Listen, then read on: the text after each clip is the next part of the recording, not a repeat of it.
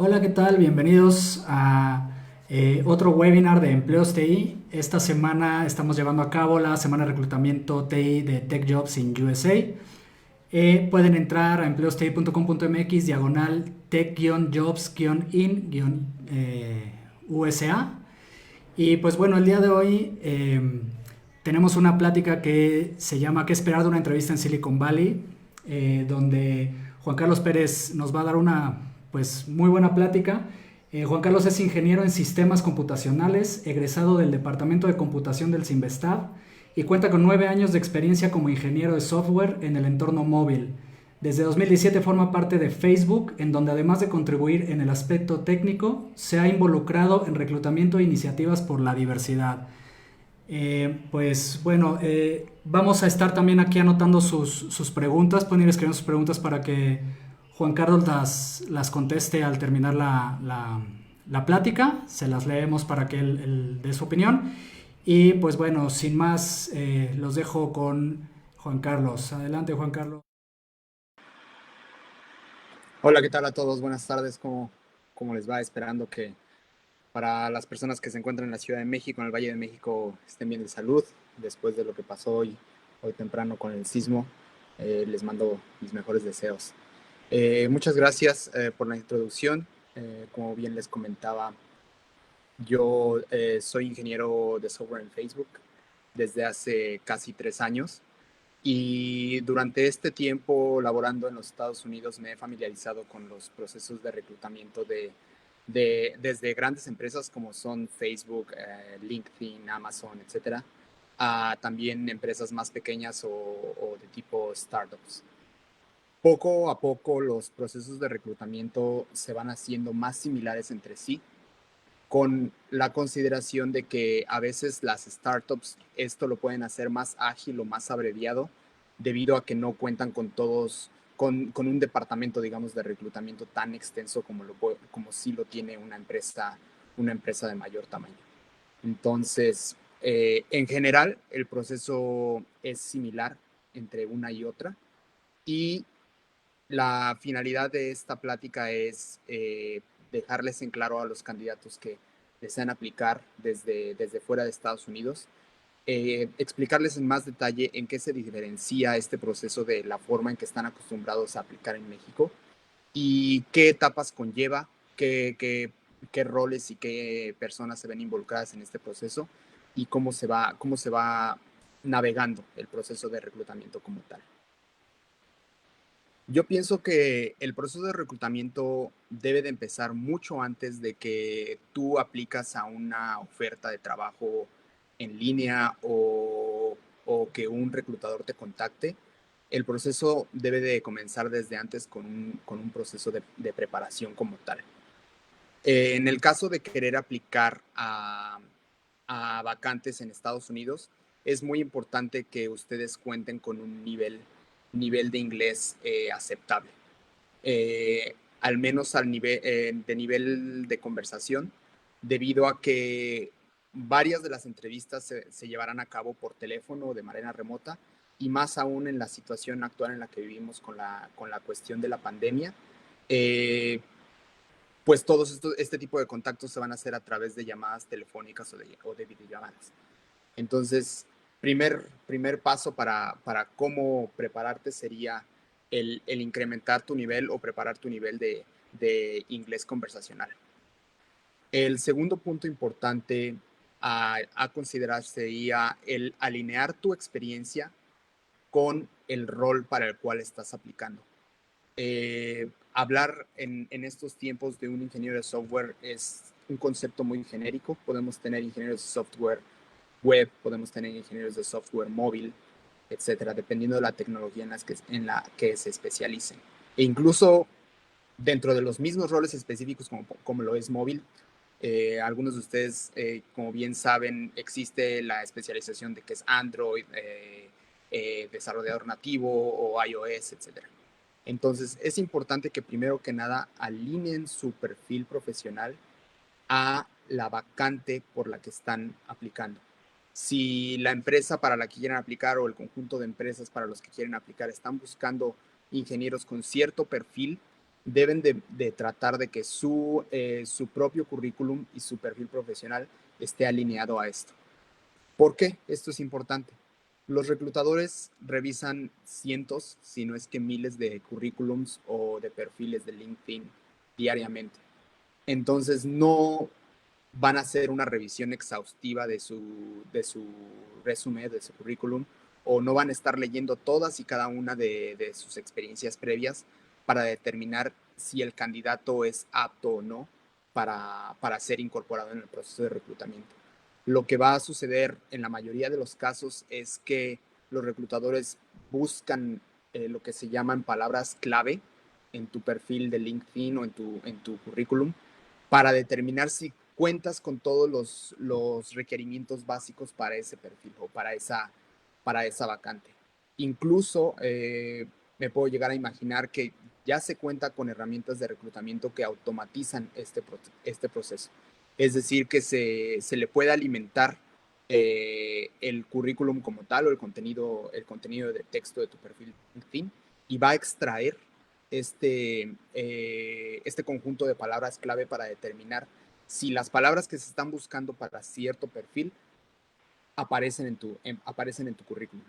Si no es así, es difícil, por ejemplo, que un reclutador te contacte o que cuando tú aplicas a una vacante a través de su sitio web, del sitio Careers, te puedan así pues contactar, ¿no? Hacer caso. Entonces es importante alinear tu experiencia y demostrarla en tu currículum, incluir el set de palabras clave que son relevantes para el perfil para el que estás aplicando. Otro punto importante a considerar es analizar el mercado actual y analizar cuáles son los roles en alta demanda. Ver, por ejemplo, qué tipo de perfiles están buscando las empresas. Están buscando gente con experiencia, con cuántos años de experiencia, con qué herramientas es importante contar. No dudo que haya algunos roles que, por ejemplo, demanden ciertas certificaciones. Eso también es posible, ya dependerá de cada rol. Entonces, es muy importante que hagan su tarea de analizar el mercado actual. ¿Qué roles están buscando las empresas? ¿Cuáles son los de más alta demanda? Etcétera.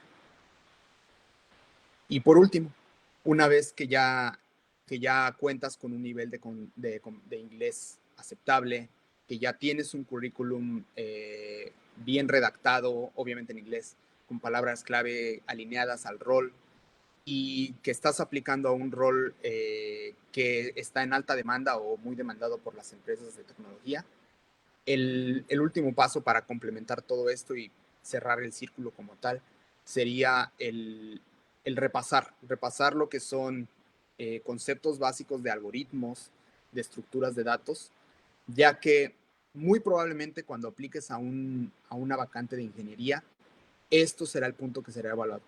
A diferencia de, por ejemplo, roles como el diseño gráfico, donde se les pida a los candidatos un portafolio en los cuales ellos puedan demostrar el trabajo que han hecho con anterioridad. Para el caso de tecnologías de la información es muy probable que la evaluación técnica que se haga de tus capacidades sea a través de una evaluación de código, obviamente, sobre lo que son algoritmos básicos, estructuras de datos, para evaluar tu familiaridad con conceptos básicos de computación y también para evaluar sobre todo, y es muy importante, tu capacidad de resolución de problemas. A veces esto cambia, por ejemplo, entre empresas grandes y startups. He visto también vacantes o procesos de reclutamiento de startups donde dicen, no, aquí no te vamos a preguntar nada de estructuras de datos. Eso también puede ocurrir y eso también sirve para poder reclutar ciertos candidatos que tal vez este último punto que les estoy sugiriendo, que es el punto de repasar los algoritmos, no lo cubrieron y darles una oportunidad a esos candidatos que pueden cubrir todos los demás puntos requeridos para la vacante y sin embargo no están pues no tienen muy frescos todos estos conceptos. O tal vez puede darse el caso también de que sean candidatos que cuya carrera principal o cuyo experiencia profesional no está totalmente vinculada a lo que es tecnologías de la información. O, por ejemplo, es común ver en roles de tecnologías de la información a matemáticos, a economistas, a otras carreras que no solamente son computación o informática. Entonces, para atender a este tipo de perfiles y darles la posibilidad de ser reclutados también, existen algunos procesos de reclutamiento que no requieren el que te prepares en esta parte de algoritmos y de estructuras de datos básicas. El proceso en general es, no es una sola entrevista de trabajo, no es como muchas veces son las entrevistas en México, que tú te presentas un día y hablas con el reclutador o con el manager del equipo y te van a hacer una serie de preguntas y una charla con respecto a tu, a tu experiencia y tu currículum, y al final del día se decide si te quedas tú con la vacante o no. Después de varios días te contactan si es que tú lograste la vacante o no. El proceso de reclutamiento, por lo general, en empresas en Silicon Valley lleva varias etapas. Y estas etapas, es importante notar, la dificultad de ellas va incrementando conforme tú vas progresando en este proceso de reclutamiento, la dificultad va incrementándose. Entonces es muy importante que personalmente no te confíes el hecho de haber pasado la primera, la segunda, la tercera entrevista y decir, ya estoy del otro lado. No es así, porque la parte más difícil es la que viene al final.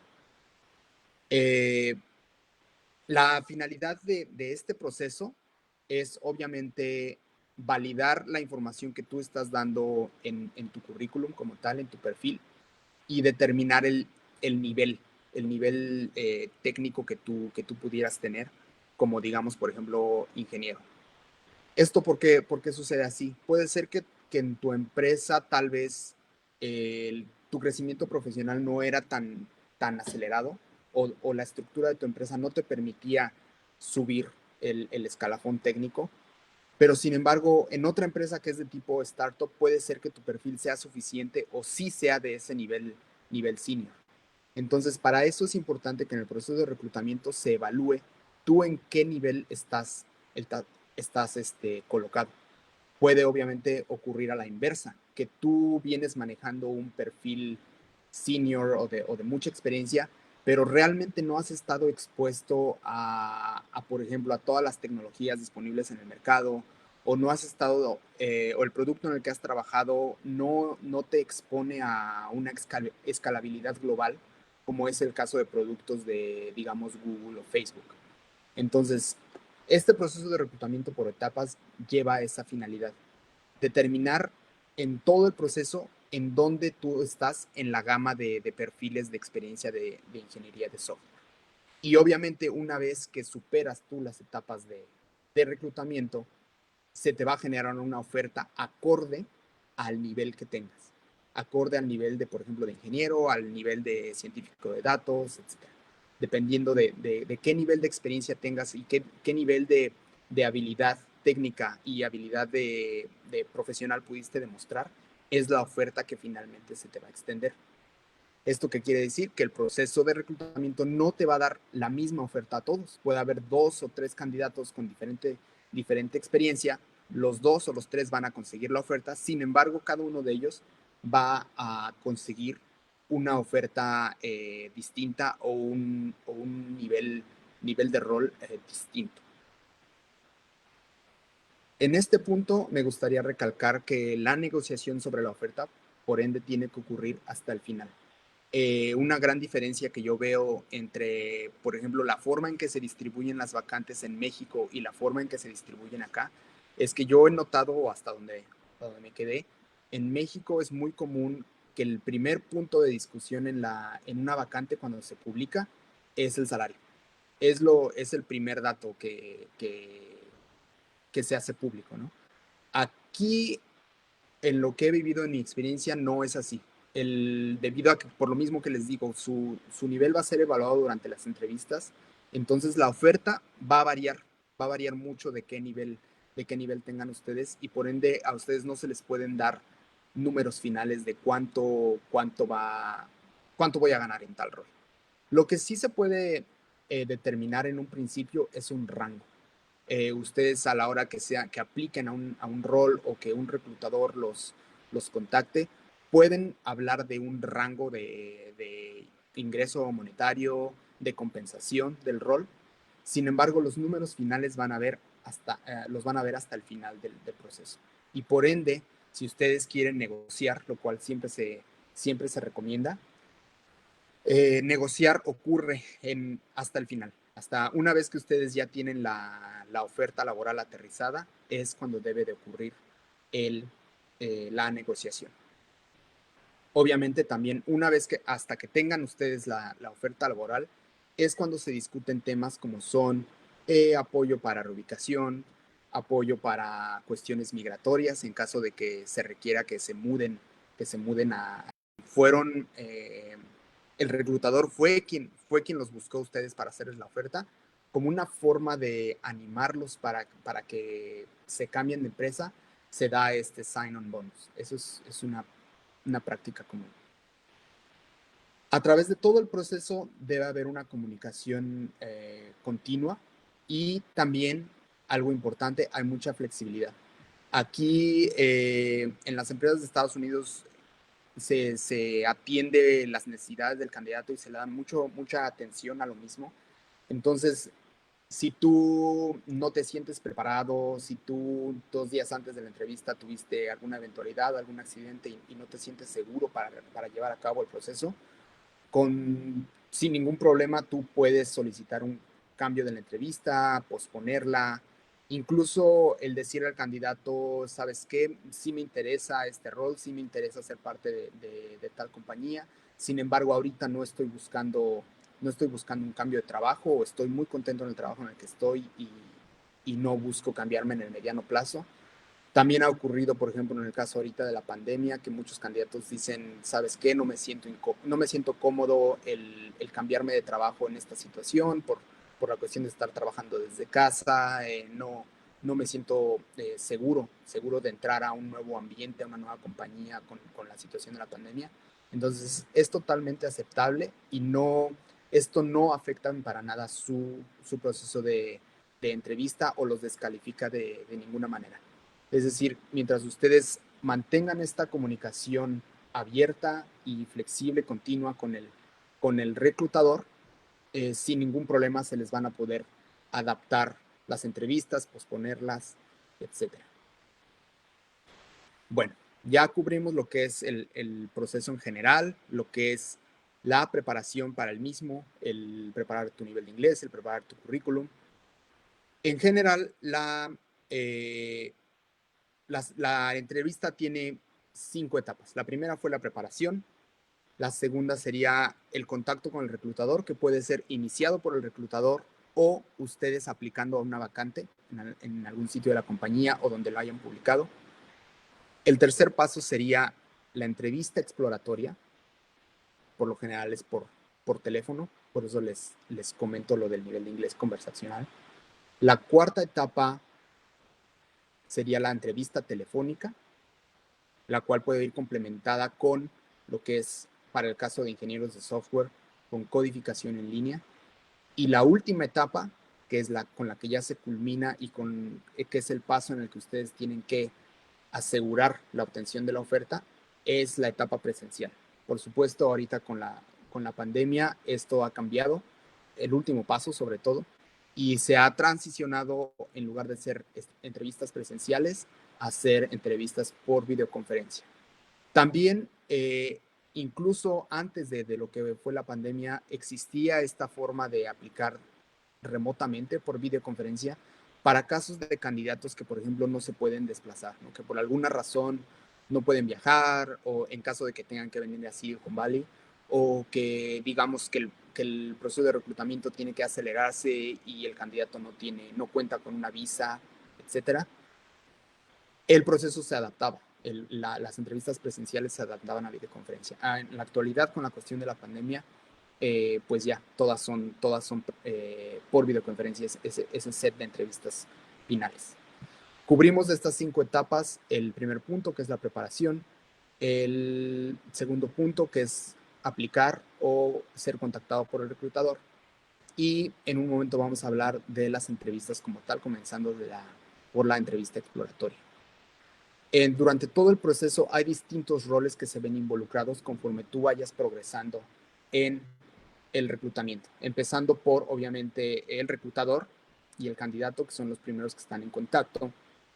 Conforme se van realizando las entrevistas, se van a ir involucrando ingenieros de software o los roles para los cuales tú estás aplicando. Si estás aplicando para un ingeniero de datos o un científico de datos, pues se van a involucrar otros científicos de datos que son los que van a llevar a cabo tus entrevistas. Asimismo, si se está construyendo, digamos, un equipo, si la vacante es para un equipo en específico, se debe involucrar el manager por lo general, el manager de ingeniería o el manager de científico de datos. El Departamento de Recursos Humanos se va a involucrar también durante todo el proceso para cuestiones, por ejemplo, migratorias. También se puede involucrar a un despacho de abogados para el caso de sus trámites de visa de trabajo, el cual lo vamos a cubrir al final. Y asimismo, en caso de que se requiera reubicación, de que sea una vacante que no es remota, sino que en algún punto requiera reubicación internacional, por lo general las empresas ya cuentan con un departamento que apoya en este sentido y da soporte. Finalmente, el mensaje que les quiero compartir aquí es que tú como candidato no estás solo. No quiere decir que, por ejemplo, una empresa te va a extender una oferta y te va a decir, pues, bajo tus propios medios, como puedas, reubícate y te presentas aquí el próximo mes o en las próximas 2 semanas, etc. Eso no ocurre aquí. Por lo general, se busca que la experiencia que tienen los candidatos sea positiva en general, independientemente de si obtienes o no la oferta. Tu experiencia desde el primer momento hasta el final de ese proceso de reclutamiento debe ser una experiencia agradable. Entonces, en general, el candidato no está solo en este proceso. El reclutador, en este sentido, actúa como un intermediario entre lo que es la empresa y los distintos roles que les mencioné hace un momento y el candidato. Si tú tienes preguntas específicas que, por ejemplo, son tal vez muy técnicas, como querer saber qué tecnologías utiliza el equipo, qué tecnologías son populares dentro de la empresa, o cuál va a ser la composición del equipo del que voy a formar parte, es un equipo grande, un equipo pequeño, cuántos ingenieros, cuántos managers, cuántos diseñadores, etcétera, hay. Preguntas detalladas de ese estilo, por lo general, son respondidas con el reclutador actuando como intermediario. El reclutador no siempre va a saberlo todo y finalmente va a poder contactar directamente al equipo, obtener esta información y compartirla con el candidato. Asimismo, el reclutador es el punto de comunicación de inicio a fin y es finalmente quien va a comunicar la oferta que será extendida en caso de que el candidato supere las entrevistas, y va a trabajar con el candidato como un aliado en el caso de que, por ejemplo, si tú no obtienes la oferta, pues no es el fin de la historia ahí. Puede ser que tu perfil quede en un backlog y tengas la posibilidad de volver a aplicar en unos meses o máximo en un año. Hace tiempo recuerdo que el margen era más o menos de un año en el que podías volver a aplicar a empresas como Amazon o Google. Debido a la alta demanda del mercado, he visto disminuirse ese periodo de tiempo a un periodo aproximadamente de 6 meses. Para el caso de los candidatos que no logren superar el proceso de entrevistas, tienen la oportunidad de dentro de 6 meses, obviamente considerando que se siguen preparando, considerando que siguen mejorando los puntos que les hayan fallado, tienen la posibilidad de volver a aplicar. Incluso también hay casos en los que el reclutador trabaja contigo para determinar si pudieras estar interesado en un rol similar, si pudieras estar interesado tal vez no en ingeniero de software de X plataforma, sino de otra plataforma. También eso puede ocurrir en el proceso y por eso mismo considero que el reclutador actúa sobre todo como un aliado del candidato. La primera entrevista con la que por lo general se van a enfrentar los candidatos la realiza precisamente el reclutador y es una entrevista exploratoria. En esta entrevista se va a cubrir lo que es tu experiencia profesional, se te va a preguntar tal vez más a detalle sobre los proyectos en los que estás trabajando actualmente, qué te gusta, qué disfrutas de tu trabajo, algún proyecto del cual te sientas orgulloso, eh, experiencias diversas a través de los años que tengas tú en el ambiente de TI. Y también se va a evaluar tu familiaridad con el rol para el que estás aplicando. El reclutador puede ser que te aplique o te pregunte sobre ciertos temas que ese rol debe de dominar por completo. Te va a hacer preguntas específicas sobre cierta tecnología, sobre ciertas mejores prácticas, sobre escenarios típicos de ese rol para determinar si tú cuentas con los mínimos requerimientos para aplicar para este rol. Esto también puede ser complementado con una serie de preguntas filtro para el caso, por ejemplo, de ingenieros de software. En el caso de ser, no sé, ingenieros web, ingenieros Python, Android, iOS, se les van a hacer una serie de preguntas con respecto a esa tecnología, las cuales son preguntas muy comunes y que cualquier ingeniero de ese perfil debería de dominar. Esto se hace con la finalidad de filtrar posibles falsos positivos en el caso de que tal vez el reclutador hizo una no muy buena evaluación de tu perfil y tal vez confundió tu perfil con otro. Estas preguntas filtros sirven para no tener duda de que tu perfil está alineado al rol que estás aplicando. Si superas de manera exitosa esta primera entrevista exploratoria, progresas a una o varias entrevistas telefónicas en las cuales serán complementadas con una herramienta de codificación en línea, que básicamente es como un procesador de datos o un notepad que va a ser visible tanto al candidato como al entrevistador. Existen herramientas de este tipo como son CoderPad y algunas otras por ahí disponibles en internet, las pueden investigar más adelante. Pero en sí son herramientas muy sencillas. Es un procesador de texto en el cual va a servir para que tú resuelvas un problema de codificación en tiempo real y el entrevistador vea de primera mano cómo evalúas y cómo analizas un problema, cómo analizas una pregunta de algoritmos o una pregunta de resolución de problemas básica y cómo implementarías una solución para la misma. Cabe destacar que este tipo de problemas no siempre o no deben de tener una sola respuesta. Son por lo general problemas que tienen muchas formas de ser resueltos, obviamente en un rango puede ir desde una solución de fuerza bruta hasta una solución óptima o muy imaginativa. Y dependiendo de la solución a la que llegue el candidato, es pues con qué tanta posibilidad puedes tú superar la pregunta. Y este va a ser como que el primer o uno de los pasos en los cuales se va a ir determinando tu experiencia. Esto no afecta en nada el proceso, o sea, no te descalifica de entrada, sino también sirve en parte para filtrar los casos que les mencionaba en la entrevista anterior, filtrar casos que no están tan alineados con este rol y sirve para tener una mejor idea de lo que es la experiencia del candidato y su familiaridad con cierta tecnología. Como van a estar haciendo uso de una herramienta de edición de texto en línea, es importante considerar que no siempre van a tener la posibilidad de ejecutar este código, de tener el autocompletado que el IDE les da cuando ustedes trabajan día a día, ¿no? O desarrollando software o escribiendo código. Entonces, para este paso es importante que ustedes se preparen con anterioridad practicando con problemas similares o problemas que son puestos en este tipo de entrevistas remotas y se familiaricen con cómo codificar pues sin las herramientas que te da un IDE, ¿no? Como es el autocompletado, la sintaxis, etcétera. Que te señala los errores en rojo, todo eso. Todo eso no va a estar disponible para ustedes en la herramienta de texto y es importante que se acostumbren y se preparen para poder codificar. Tal vez si un problema en un IDE lo puedes resolver en cuestión de minutos, al momento en que tú lo quieres resolver en una herramienta de este tipo, te va a llevar más tiempo. Por eso es importante que te prepares. Ahora, no solo es importante el que sepas el código, el API, que domines por completo lo que es la parte técnica, sino también es muy importante tu capacidad analítica.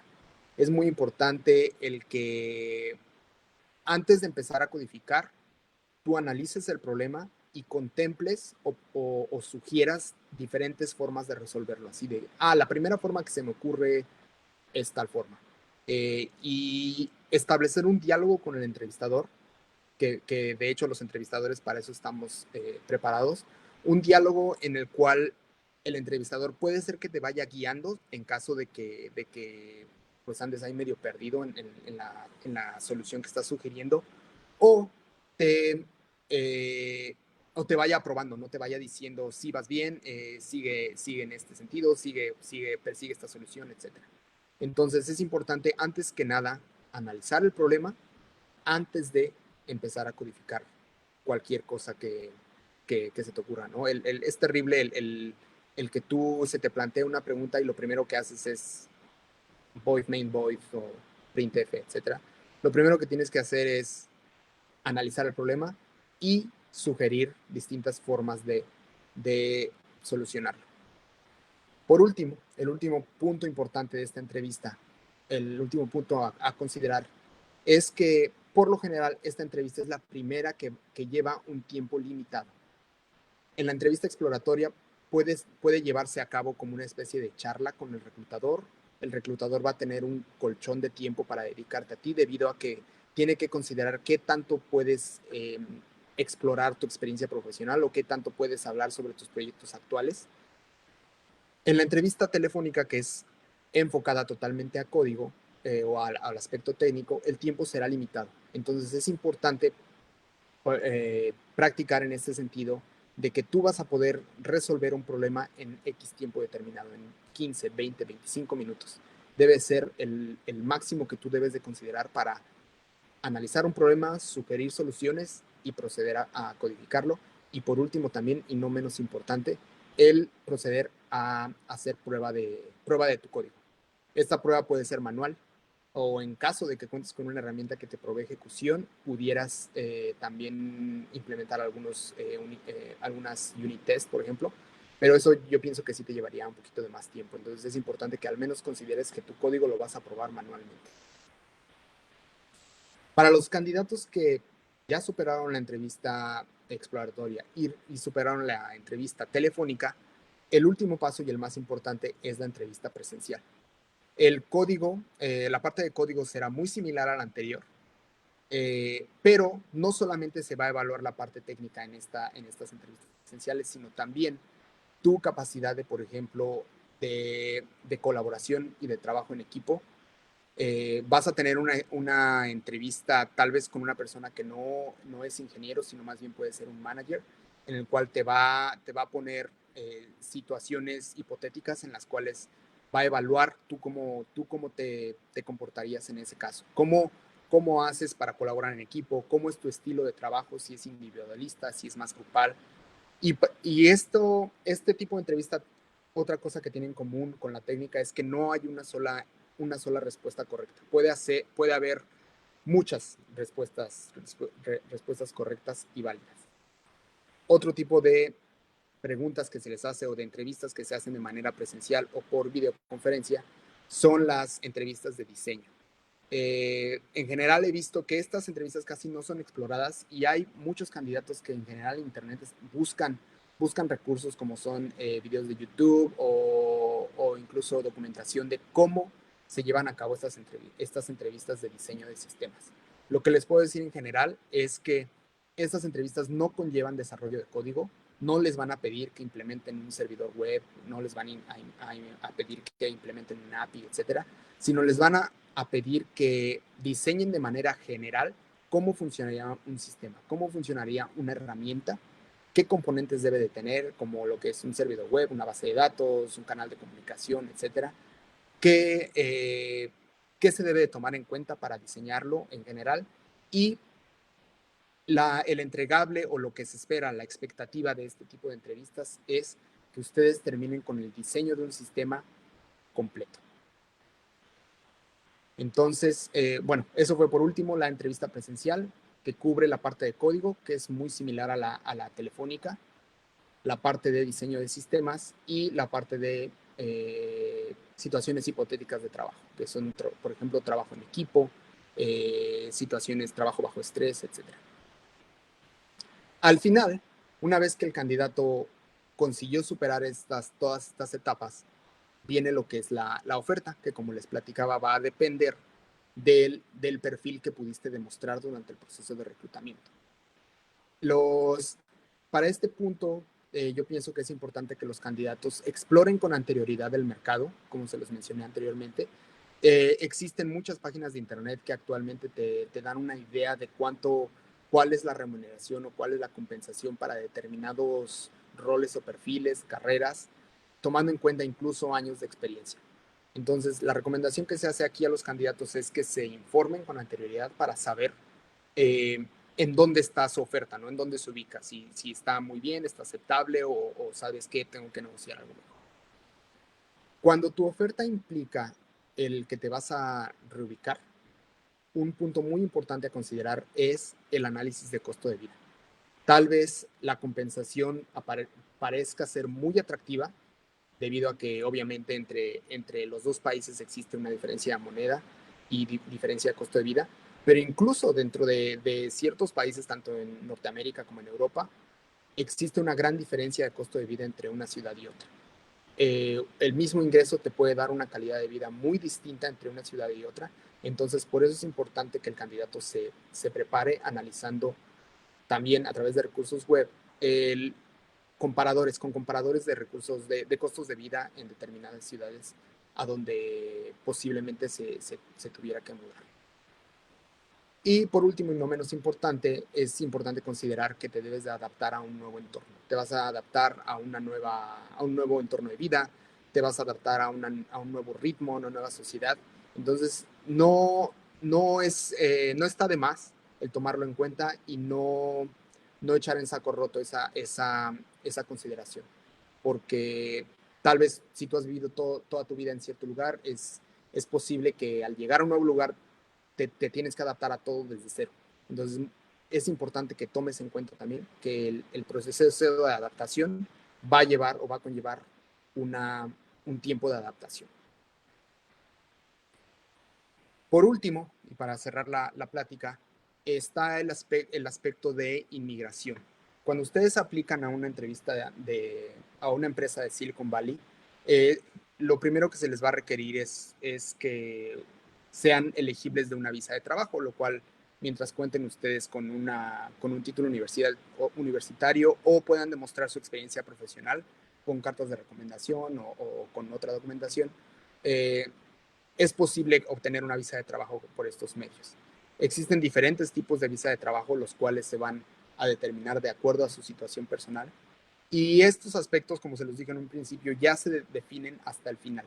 Hasta el final, una vez que tú obtuviste la oferta, que tú ya aterrizaste después de negociar una oferta entre el candidato y tú y la aceptaste, entonces ya se procede a hablar del aspecto migratorio, del aspecto de procedimientos o lo que son trámites gubernamentales, etc.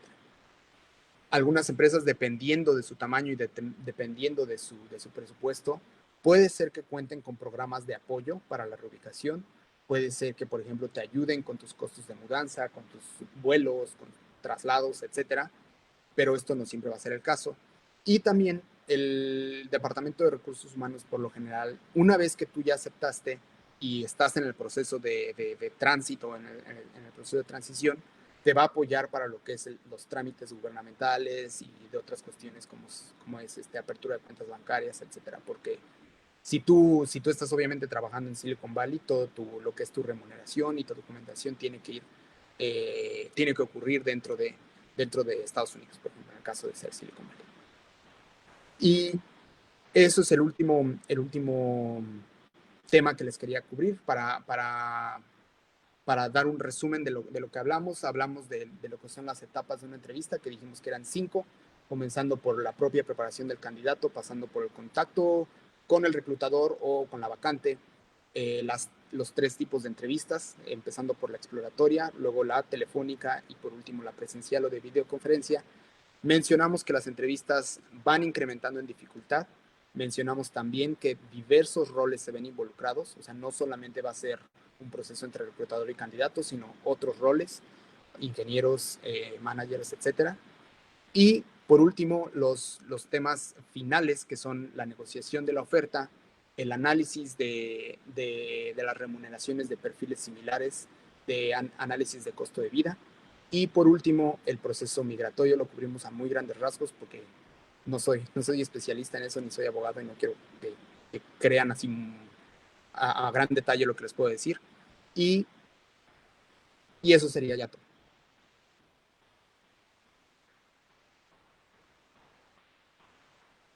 Paso la palabra a Alberto. Perfecto, Juan Carlos, pues muchísimas gracias. Bastante buena la plática contando pues toda la experiencia que has tenido tú en todo este tema de las entrevistas allá.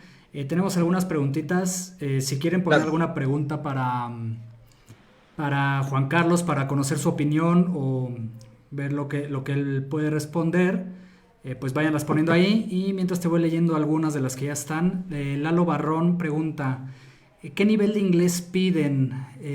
Y tal vez hablando como de certificación, si piden alguna certificación, mencionaste lo del inglés conversacional, pero tal vez no sé si piden alguna certificación específico, por ejemplo. No, en general no se piden certificaciones, o sea, de que tengas que demostrar con un papel que, por ejemplo, tienes el TOEFL o que sacaste tal score, no.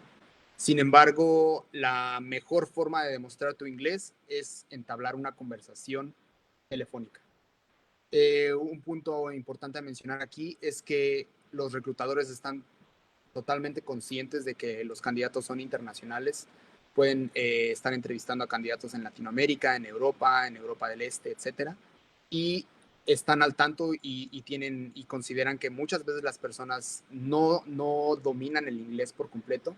Entonces son muy pacientes, digamos, en ese sentido. Entonces, tú como candidato no te sientas como que descartado o disminuido de, ay, es que no lo entiendo bien, no le capto bien, etcétera. No hay ningún problema, esto igual lo mencioné en la presentación, el tema de la flexibilidad.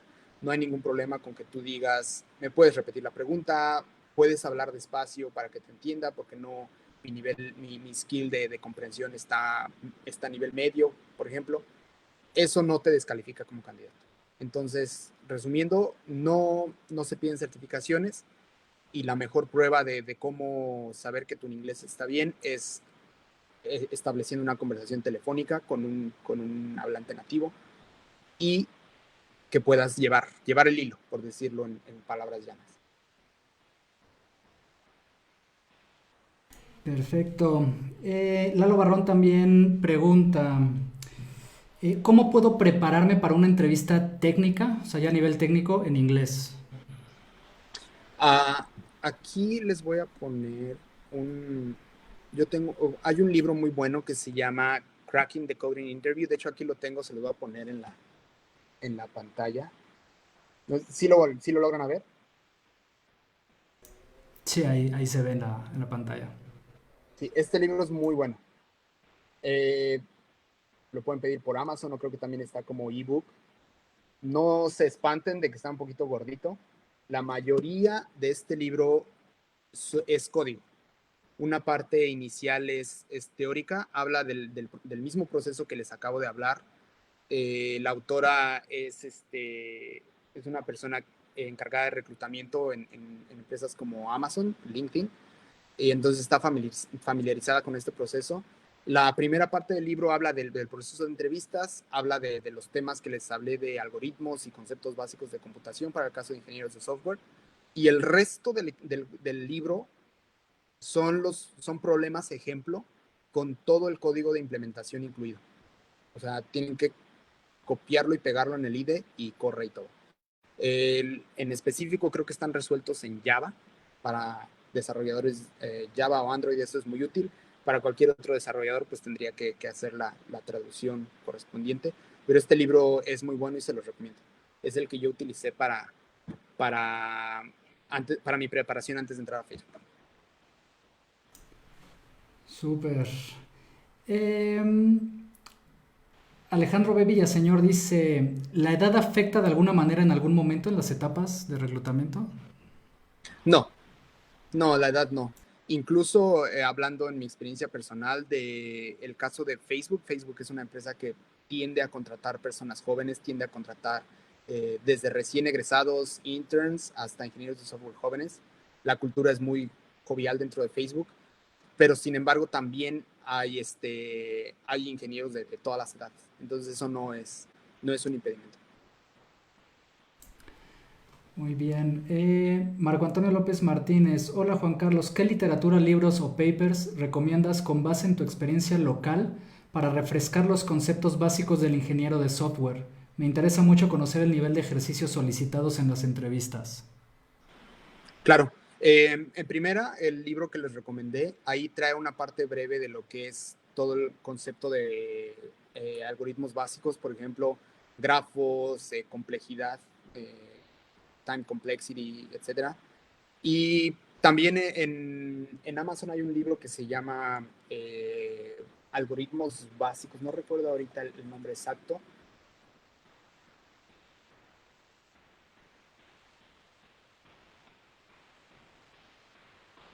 The Algorithm Design Manual de Steven Schiena. Ese se los puedo recomendar. Es un libro que por lo general los ingenieros de software recomiendan para lo que es el aprender a resolver problemas con algoritmos básicos. Ok. Carl O.S. Freire dice, ¿dónde pudiera aplicar para trabajos en US? Y si llegara a trabajar en Estados Unidos, ¿tendría que pagar impuestos de Estados Unidos? Sí, sí, existe, eso también se los puedo compartir de mi experiencia, existe una regla en lo que es el equivalente al SAT de acá en Estados Unidos, que es el IRS, que te dice que mientras tú permanezcas en Estados Unidos más de la mitad del año, es decir, más de 180 y algo días, tú tienes que declarar como residente. Entonces, sí, respondiendo a la pregunta, tienes que declarar como residente de Estados Unidos para la declaración de impuestos. Otro punto muy importante, y eso, qué bueno que hicieron esa pregunta, recuerdan que en México les mencioné que las ofertas por lo general llevan el salario desde el inicio, ¿no? En México, hasta donde sé, los salarios se manejan de manera neta. Una gran diferencia con Estados Unidos es que acá los salarios se manejan de manera bruta.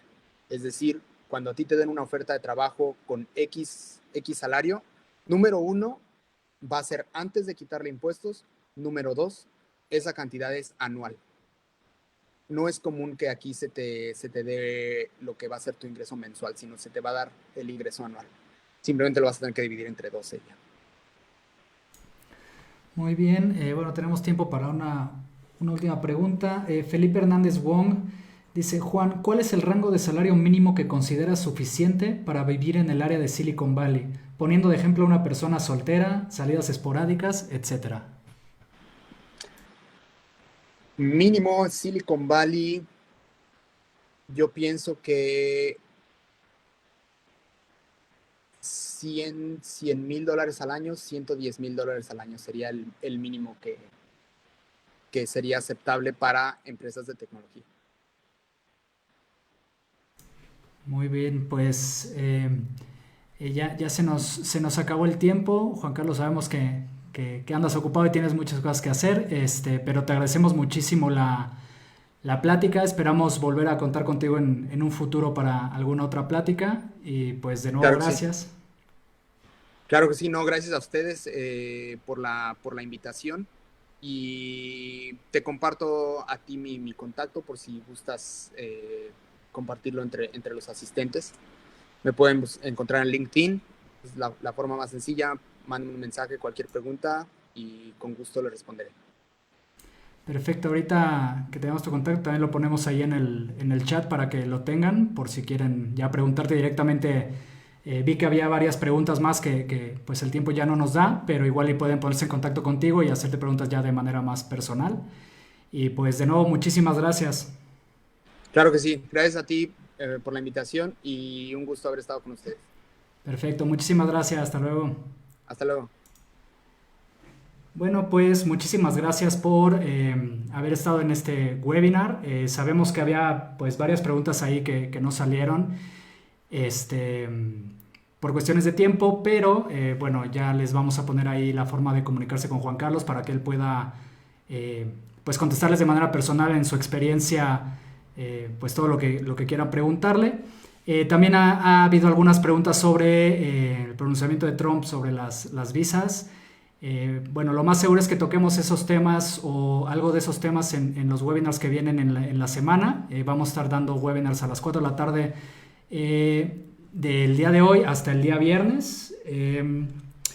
Tenemos el día de mañana, tenemos a Iván Lozano, que es fundador y director del programa Talentum Space, con la plática de 21 pasos para trabajar en Estados Unidos en menos de 5 días, donde va a dar tips. Diego Ventura, software engineer de LinkedIn, proceso de entrevistas en Silicon Valley, también va a dar su visión sobre todo este proceso de entrevistas que hay que llevar para trabajar allá.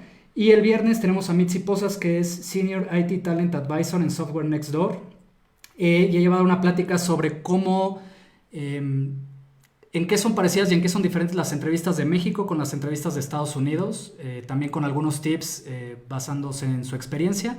Entonces, pues los esperamos. También recuerden que está la semana de reclutamiento de Tech Jobs in USA en empleostay.com.mx, diagonal tech-jobs-in-USA. Ahí pueden, si están buscando vacantes, hay vacantes que son remotas, que no requieren necesariamente estar presencial allá. Entonces, pues seguramente pueden encontrar algo. Si están pensando en trabajar para una empresa de Estados Unidos, pues tal vez puedan encontrar algunas buenas vacantes ahí. Entonces, pues los invitamos a entrar y pues los esperamos en estos próximos días en los próximos webinars. Y pues bueno, que tengan buena tarde. Hasta luego.